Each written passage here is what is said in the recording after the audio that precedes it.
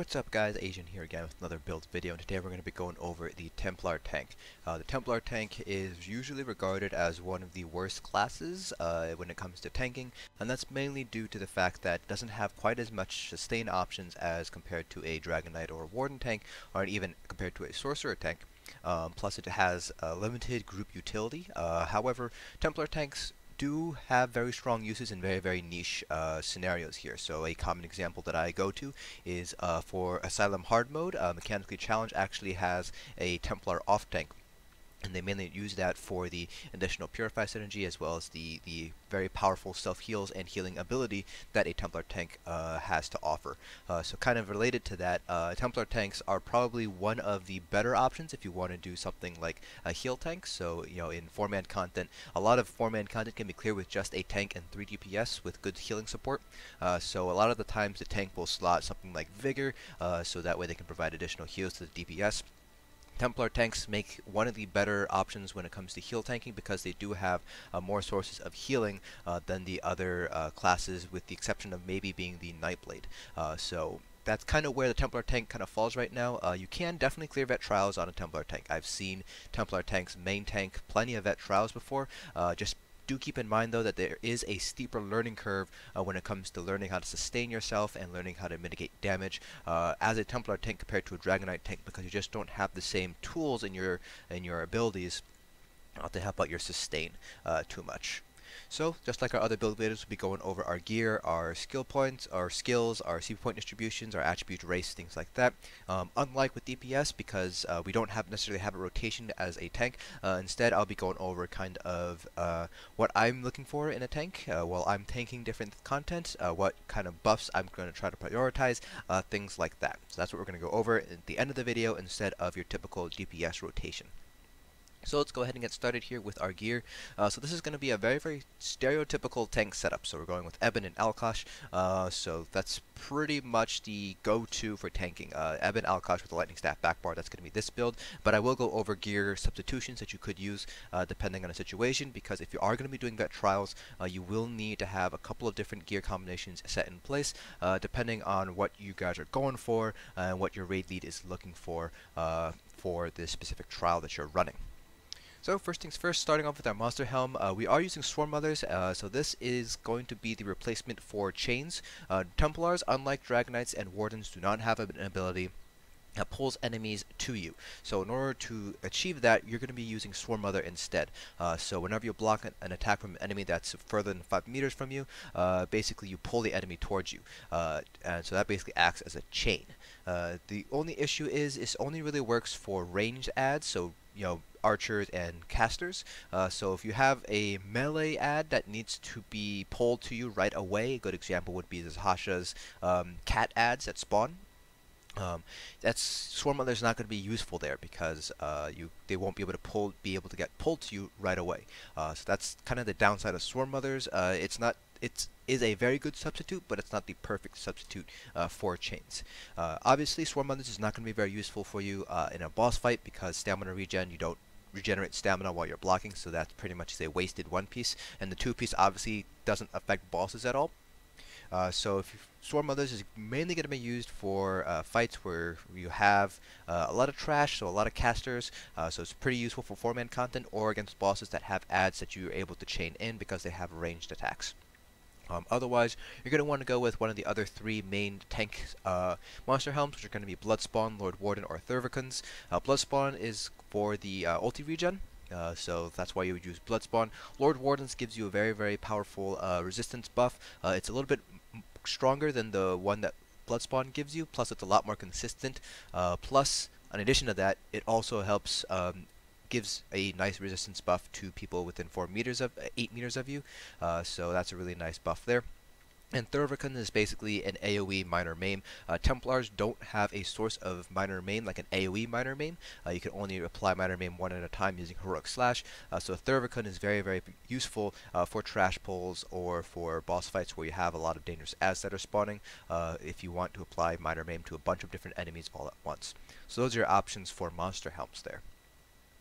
Now, like I said, we're going with the Ebon Alkosh typical setup, so we are going with Ebon here. You can use another set, however, depending on whether the other tank that you're running with is already running Ebon. So if you're not running Ebon because the other tank is wearing it, then you can go with something like Plague Doctor. Plague Doctor is probably the next strongest option next to Ebon. And then there's other options too. You can go with something like Green Pact, which is not quite as strong as Plague Doctor, so I still recommend Plague Doctor over Green Pact, and Warrior Poet. The downside with Warrior Poet is that 5-piece effect. That doesn't stack with the Warhorn buff because they're the same buff.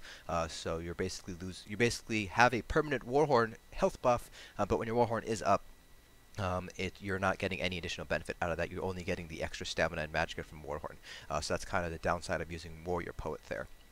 So those are kind of your options there here. Another potential set that you can use in place of this Ebon set is going to be Akaviri Dragonguard. This reduces the cost of your ultimate, the 5-piece, by 15%. So Templars already have a 4% reduction to your ultimate cost. So for example, your Warhorn, instead of costing 250 ultimate, is actually 240 ultimate, and then Dragonguard takes 15% off of that, so reduces it by a further 36 ultimate, so now your Warhorn actually will only cost 204 ultimate. So that's a pretty useful set to use. That's not going to be useful for all scenarios, but it is a nice set to have just in case a lot of endgame tanks are carrying a Dragonguard set in order to give themselves a little bit more flexibility there. Now, like I said, we're going with Alkosh here as our debuff set. The other debuff set that you're probably going to end up using is going to be Torug's Pact. That is a crafted set. It is a 3-trait set, so it's very easy to obtain. So that's the downside of trading off Torug's Pact is going to be you're going to be having a lower debuff on the enemy because Torug's Pact will only debuff with an Infused Crusher by 2740 compared to Alkosh, which is a 2108 from the Infused Crusher on top of the Alkosh debuff, which is about 3000 debuff or so. So you're losing out on about 2.2k debuffs with Torug's Pact. The flip side is Torug's Pact is going to be a lot more consistent compared to Alkosh because you do need to activate a synergy in order to get that Alkosh debuff up. So a lot of raid guilds, particularly for progression, are using Torug instead of Alkosh because Torug is just a lot more consistent. The very endgame guilds, however, are still sticking with Alkosh because it's just a much stronger debuff set to use, and those guilds are kind of timing their synergies and timing their Alkosh procs in order to get the most uptime out of their Alkosh procs. I believe Failer has a very good video of how he manages to obtain almost 80 to 90% uptime on Alkosh as a main tank. So this is just one tank maintaining that Alkosh uptime. So definitely check that out. I'll have a link in the description below. So let's talk about traits and things like that as well. So let's start off with our weapon traits. So you're going to go with Infused with both here. There are a couple of other options here. You can go with Defending if you want the additional resistances. You can go with Decisive if you want a little bit more ultimate gain. But typically speaking, Infused is going to be the go-to trait for weapons. And that's because it helps boost your Crusher enchant and your Weakening enchant. Two very powerful enchants here. So your Crusher enchant is 2108 with an Infused, and I believe it's 1644 without it. So you're adding an additional 500 resistance debuff with an Infused sword. So that's why we have Infused and not something like Decisive instead. And the same thing for our backbar, we're going with the Lightning Staff Infused. Now, I only recommend going with the Lightning Staff if you are comfortable with the fight mechanics and if you're comfortable with your own survivability. Otherwise, just stick with double sword and board while you're learning the fight and you're learning how to tank.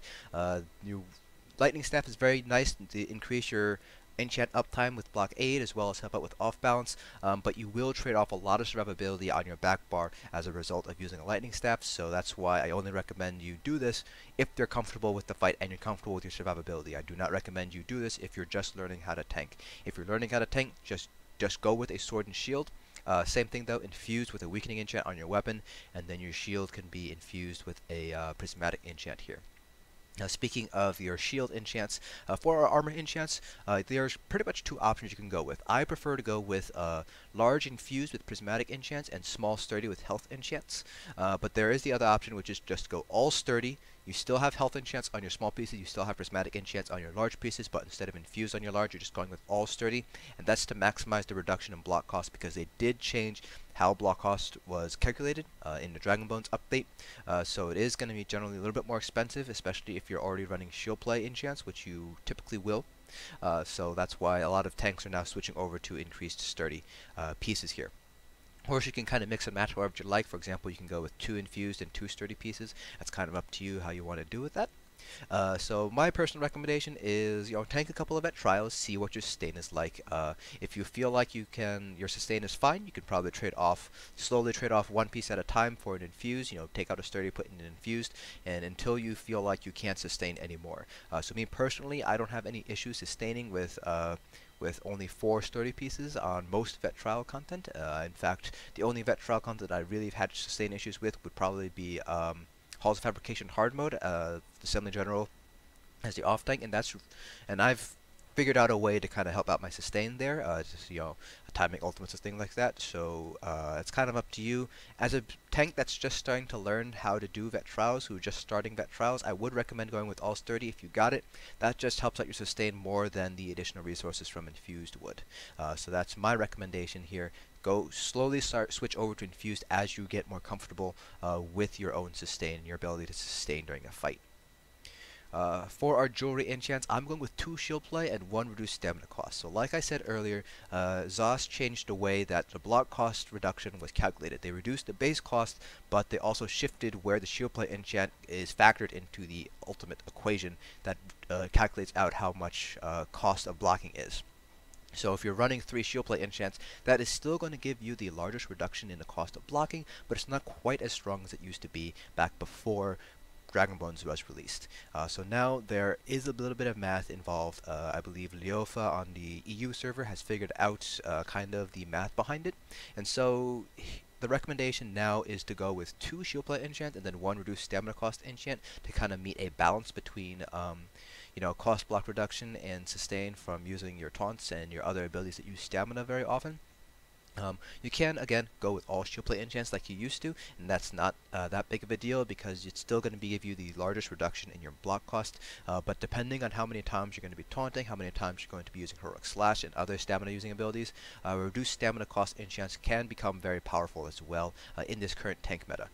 So I prefer to go with a more balanced approach, 1 reduced stamina, 2 shield play, but you can kind of mix and match them however you'd like. And I believe that's pretty much it for gear options here. So now let's go over the secondary stuff here. So I am a red guard, so red guards do get additional stamina and they get stamina return whenever they deal damage with a melee attack every 6 seconds. So that's a really nice boost there, but they don't get any additional passives to health. If you have access to the Imperial edition, then you can become an Imperial. They have 12% max health and 10% max stamina, so they're a very, very powerful tanking class, plus they get additional health back. I believe it's every 6 seconds with the melee attacks. That's really nice for your health sustain.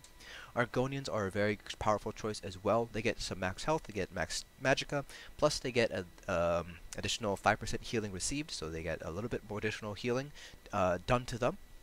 Plus they have a potion passive that increases the amount of resources they get back whenever they drink any potion. So an Argonian tank with tri-potions, so can pretty much get up to 70 to 80% of their resource pool returned to them whenever they drink a tri-potion. So that's really, really strong for sustain there. Generally speaking though, race doesn't really make that big of an impact when it comes to tanking. You will have to play around with your enchants and your attribute points a little bit depending on your class-specific passive. So for example, my main tank, if you guys have watched my videos, is a Dark Elf, so I got 9% max magicka, 6% max stamina. So I do actually have a stamina enchant on one of my small pieces typically in order to make sure my stamina is always higher than my magicka, just based on the different set combinations that I run. So that's something just going to keep in mind. So whatever race you choose, just remember to keep your stamina above your magicka no matter what gear combination you're using. If you're using Alkosh, your stamina is always going to be higher because you're using jewelry, which gives you additional stamina. But if you're using something like Torug's Pact, you're not going to necessarily be able to do that because you'll be using Ebon jewelry, which only gives you healthy.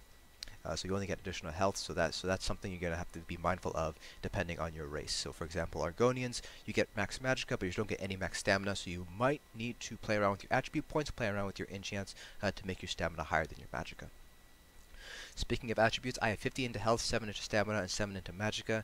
So that's just to make sure my health hits 35k with Ebon. Ebon is the weakest in terms of how much health it gives you out of all the different health sets. So as long as you hit 35k with Ebon, you will hit 35k with any other combination of sets typically. So that's kind of the recommended health for vet trials content and vet endgame content. 35k is a very nice number to hit. So basically what I recommend doing is just taking your attribute points, putting them into health until you hit 35k with food and with Ebon. And then once you get 35k, you can split up the remaining attribute points across stamina and magicka however you'd like, as long as, again, your stamina is higher than your magicka pool. I do not have the Mundus Stone here, but I would be using the Atronak, and that just gives me additional magicka regen. Because a lot of our buffs come from skills that use magicka, we want to increase our magicka regen so we'll be able to get more buffs out. And then we're going to be using purple food, so this increases all of our stats, so that's the food that we're going to be using here. Now let's talk about our skills. This is probably going to be the longest section of the video here, so I will talk about which flex spots you have and what abilities you can put in these flex spots and why you would use them in certain scenarios. So for our front bar, we have Pierce Armor, Taunt, Heroic Slash. These two abilities are obviously going to be must-haves. This is a flex spot, Repentance. Balance and Absorb Magic, I consider these two to be non-flex spots, so you need to have these two abilities here. Some people consider Balance a flex spot, I personally don't. It's kind of up to you. And then Solar Prison, this is actually a flex ultimate, so I'll talk about what other ultimates you can use instead of Solar Prison at the end here. For our back bar, we have Inner Rage, this is a must-have. Honor the Dead, Power of the Light, these two are going to be flex spots. Blockade of Storms is going to be a non-flex spot if you're obviously running a Destruction Staff back bar. Otherwise, this spot is going to be a flex spot here. And then Restoring Focus, I consider this a non-flex spot, but some people consider this a flex spot. If you're running Balance on the front bar, some people consider this flex. And Aggressive Horn is a non-flex spot. So you can see here that Templar tanks have a little bit more flexibility when it comes to their skills. So let's go over what your flex abilities are. So the first one is going to be your shield ability, your class shield ability. So that's going to be Radiant Ward or Blazing Shield. This is a health-based shield, so it will give a damage shield equal to 30% of your max health. With Radiant Ward, it's 6% additional strength for every enemy nearby. For Blazing Shield, it's 4% additional strength for every enemy nearby. So this is going to be your primary shield source. It lasts for 6 seconds. But it is only health based and doesn't give shields to anybody else. So if you decide to use Radiant Ward, this is actually a pretty nice skill to have in your repertoire. Typically speaking, because it doesn't cost a fair amount of magicka and doesn't give you any stamina back, unlike Igneous Shields, I would only use this to anticipate a heavy attack. So, for example, if you see that the warrior is going to doing his channel, you can use Radiant Ward to get yourself that shield and absorb part of that heavy attack. So that's when you would use Radiant Ward or Blazing Shield. Blazing Shield is very nice for like 4-man content, so that gives you a little bit of additional DPS because it does deal damage to the enemies when it expires, and it's dependent on how much damage is absorbed. So basically, you always deal 44% of whatever your shield's going to be in trash pulls, typically speaking. So let's talk about the flex spot here. So in the back bar here, you see I have Power Up the Light. This is here for the Minor Fracture, Minor Breach. You will not need to use this if you have a Templar in your group. You'll typically be using Power of the Light more so in 4-man content compared to 12-man content, because organized raids typically have a Templar running Power of the Light, and you don't want to overlap that because your Power of the Light will override their Power of the Light, so you just want to make sure that you're not doing that because that will decrease the group DPS overall. So that's when you would use Power of the Light there. Honor the Dead is the other flex spot here. This is basically a heal. It doesn't necessarily heal you all the time. It could heal somebody in front of you. We're using Honor the Dead instead of Breath of Life because it will you'll recoup some of the cost if you're healing somebody below 75% health. So it is a fairly expensive skill. It costs 4.3k magicka, so that additional return on your ability cost is pretty useful compared to Breath of Life, because your Breath of Life isn't actually going to be very strong. You can see here it only heals for about 5.6k, and the second was going to heal for 2.8k, so it's not a very strong heal. So you'd much rather have Honor the Dead instead of Breath of Life as a tank. Repentance, this is primarily there for the Minor Fortitude, Minor Endurance, and Minor Intellect, which boosts our regen. The heal and the stamina return is only very useful in trash pulls or with bosses with ads, because you can use Repentance on the ads to get your stamina back. So if you're up against a boss that doesn't have any ads, then obviously Repentance isn't going to be quite as useful, but for trash pulls it's very, very good for your sustain. It just restores health and stamina for every trash pull afterwards, so it's very useful for that. Extended Ritual or Ritual Retribution, you can use either morph here. This is your source of a purge. So this is a little bit cheaper than Efficient Purge, so this is why I prefer to use this compared to Purge. However, Purge does have its uses, which I will talk about a little bit later. This also gives an additional synergy to the group, so it's, they can clean, basically acts as a purge synergy, so that's very nice to have. If you're going to be using this ability, talk with your healers, because 2 extended rituals actually will not overlap, so you don't get a double dip. However, Ritual of Retribution and Extended Ritual both overlap, so if you use Ritual of Retribution and your healers are using Extended Ritual, then your allies will actually can double dip into both rituals. So that's something that you can use there. Ritual Retribution is also probably one of your only sources of crowd control. It's a very, very soft crowd control. But it is one source that you can use there. The other source of crowd control is going to be from Blazing Spear or Spear Shards. This is another potential flex spot. I prefer Luminous Shards personally. So this is just here as a CC, mostly for 4-man content, to pull the trash before your DPS go in. Plus, it also returns resources to your DPS, so it's a nice additional synergy to have there. But that's again, this is a flex spot. You don't necessarily need to run this if you don't need to. And Restoring Focus, I mentioned this is, some people consider this a flex spot. I personally don't, because of the minor vitality and minor protection buff. But again, some people consider it flex. You can go with the other Morph Channel Focus, which returns Magicka, so it's very helpful for your Magicka regen. But I prefer the minor protection and minor vitality compared to the additional Magicka, because I tend to use balance for my Magicka sustain.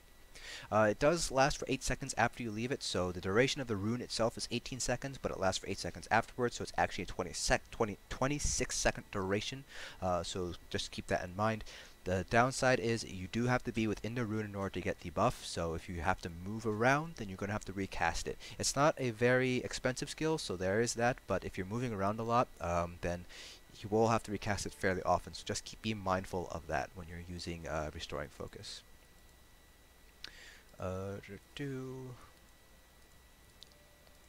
Other flex spots here for Fighters Guild. You can have Ring of Preservation or Turn Undead. It's whichever one you want. I prefer Ring of Preservation personally. So this is again for the minor protection. It gives it to you and 5 other people, so it affects 6 people total. This is primarily going to be used for execute phases, so phases where you're going to be stacked up against the boss and you're just going to be executing. So the classic example would be the Mage in Ethereal Archive, the very end of the Mage fight. You're all basically stacked on top of the Mage, getting Healing Springed, and if you drop a Circle of Protection here, it gives 6 people minor protection, which helps out your survivability. It's very useful for things like Ethereal Archive hard mode, when an execute phase lasts for a pretty long amount of time there. Sanguine Altar or Overflowing Altar, you can choose either morph. I prefer Sanguine for the additional duration plus the cheaper cost. This helps apply minor lifesteal to enemies, which helps out your healers a little bit. Plus it also gives a very nice synergy, which heals for percentage base, so it's not based on your max Magicka or your whoever the synergies taker's max Magicka or things like that, so it's a very nice heal there. You can actually activate the synergy twice while the Sanguine Altar is out, because it does have a 46 second duration when you have it completely leveled out, so that's a really nice skill to have there. Under Assault, you can use Echoing Vigor. This is going to be a self-heal as well as a heal for everybody else. You can go with either morph.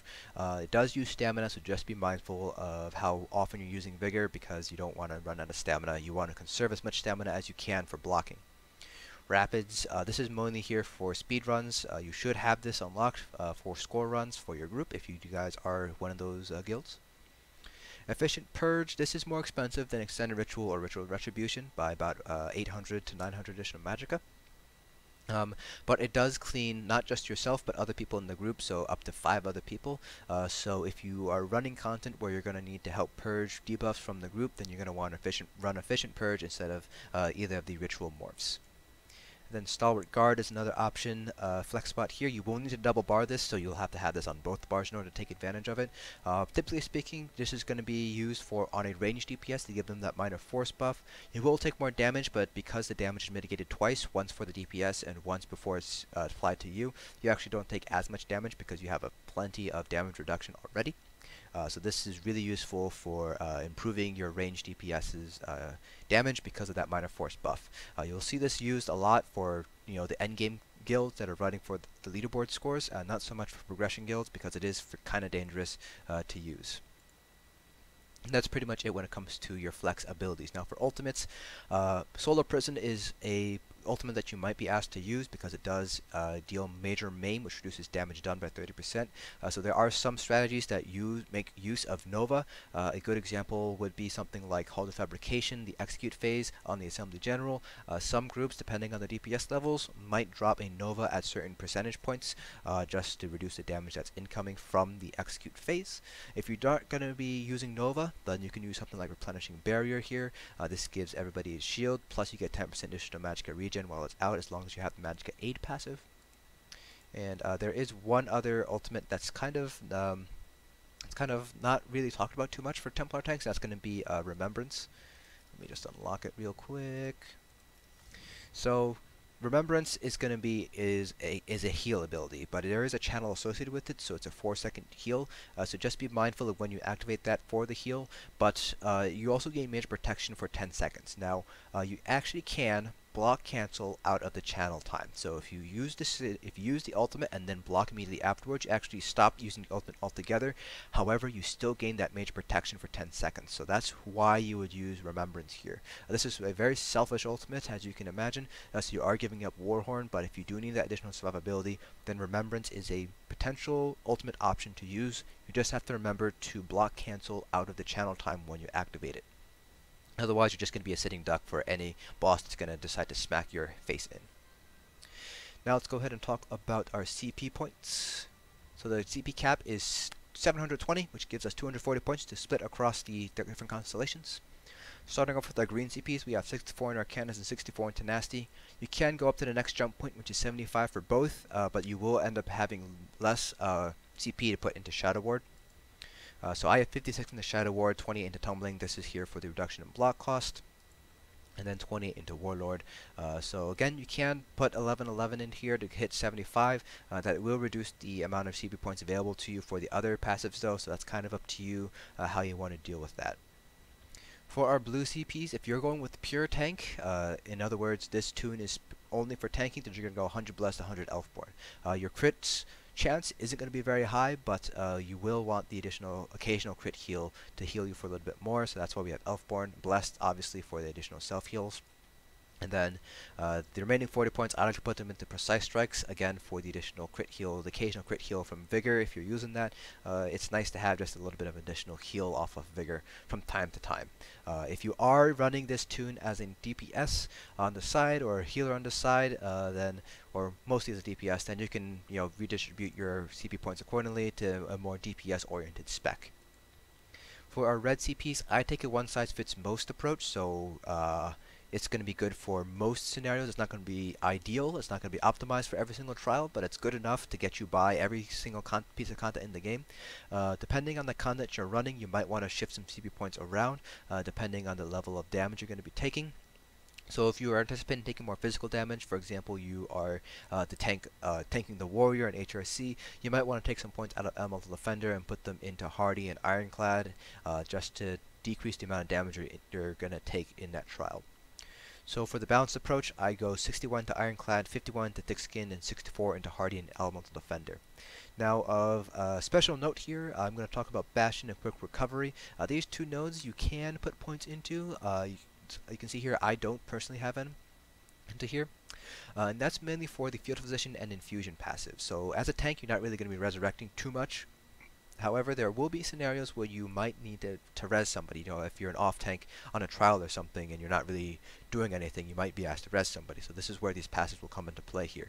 That being said though, if you are putting 11 or 31 points to hit those jump points, you have to remember that's points taken out of the other damage reduction nodes. So you kind of want to figure out whether it's worth putting points into these two nodes in order to get these two passives. A lot of tanks don't do it because your job isn't necessarily to res, but some people do like to put at least 11 points into something like Quick Recovery or Bastion. But again, that's kind of up to you if you want to do that or not. So now that we've finished talking about all the build stuff, let's go ahead and talk about what you're going to be doing as a tank, specifically with this bar setup here. So as a tank, there's a couple of things you always want to have on the enemy. So the first one is obviously going to be your taunt. You want your taunt up at all times. You don't want to let it drop for any reason, because otherwise the boss will turn around, smack your healer, and then there goes the raid. So you want to make sure to keep your taunt up. Now the other ability you want to try to keep 100% uptime on is going to be Heroic Slash. This is for the minor main. You can see on the upper center there, as well as the minor heroism for the additional ulti generation. So definitely want to try to keep a high uptime on Heroic Slash.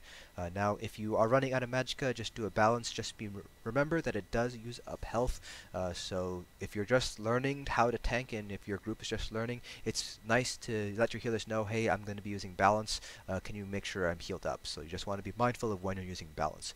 Me personally, I try to avoid using it at around, if I'm at 50% health or lower. But it's kind of up to you how well you trust your healers to pick you back up once you use it. On the back bar here for this particular setup, you always want to have restoring focus down if you're using it. If you are moving, like I said, you will have to put it down again. You have 8 seconds after you move out of the rune to replace it down, because that's how long the buff lasts once you leave it. So you can see here I'm still glowing. And now I'm not, so now I no longer have the major ward, major resolve, minor vitality, minor protection buff. So if you're moving around, then you will need to replace that down.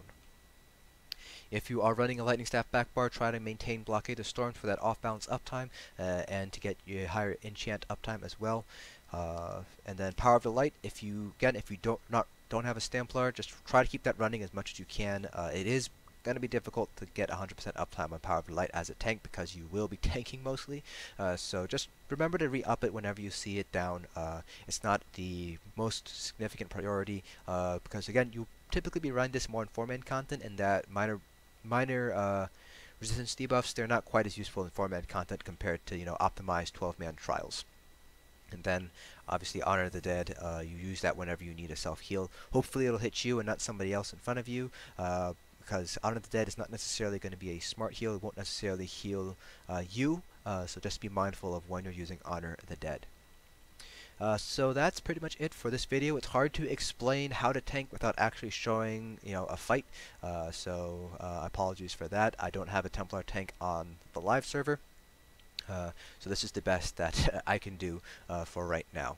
So hope you guys found this video informative, and I will see you guys in the next dungeon.